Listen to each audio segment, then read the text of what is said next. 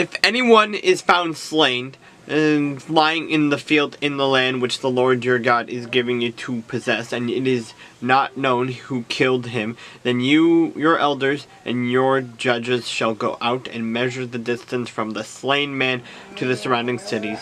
And it shall be that the elders of the city nearest to the slain man will take a heifer which has not been worked, and which has not pulled with a yoke. The elders of that city shall bring the heifer down to the valley with flowing water, which is neither plowed nor sown, and they shall break the heifer's neck there in the valley. Then the priests, the sons of Levi, shall come near, for the Lord your God has chosen them to minister to him and to bless in the name of the Lord. By their word, every controversy and every assault shall be settled. And all the elders of that city nearest to the slain man shall wash their hands over the heifer whose neck was broken in the valley. Then they shall answer and say, Our hands have not shed this blood, nor have our eyes seen it.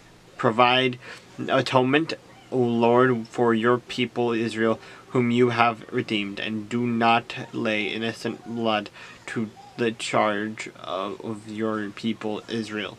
An atonement shall be provided on their behalf for the blood. So you shall put away the guilt of innocent blood from among you when you do what is right in the sight of the Lord. When you go out to war against your enemies, and the Lord your God delivers them into your hand, and you take them captive, and you see among the captives a beautiful woman, and desire her, and would take her for your wife, then you shall bring her home to your house, and she shall shave her head and trim her nails.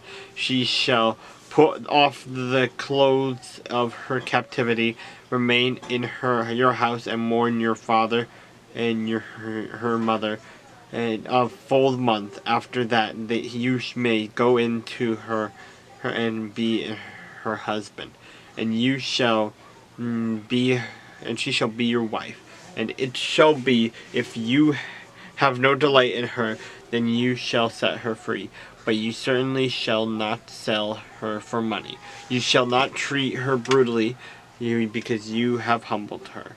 If a man has two wives, one loved and the other unloved, and they have borne him children, both the loved and the unloved, and if the firstborn son is of her who is unloved, then it shall be on the day he bequeaths his possessions to his sons, that he must not bestow firstborn status on the son of the loved wife in preference to the son of the unloved, the true firstborn. But he shall acknowledge the son of the unloved wife as the firstborn by giving him a double portion of all that he has, for he is the beginning of his strength, the right of the firstborn of his. If a man has a stubborn and rebellious son who will not obey the voice of his father or the voice of his mother, and who, when they have chastened him, will not heed them, then his father and his mother shall hold of him and bring him out to the elders of his city, to the gate of his city. And they shall say to the elders of his city, This son of ours is stubborn and rebellious. He will not obey our voice. He is a glutton and a drunkard.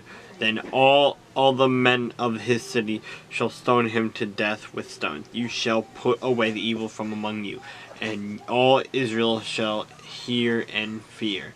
If a man has committed a sin deserving of death, and he is put to death, and you hang him on a tree, his body shall remain overnight on the tree, but you shall surely bury him that day, so that you do not defile the land which the Lord your God is giving you as an inheritance. For he who is hanged is accursed of God.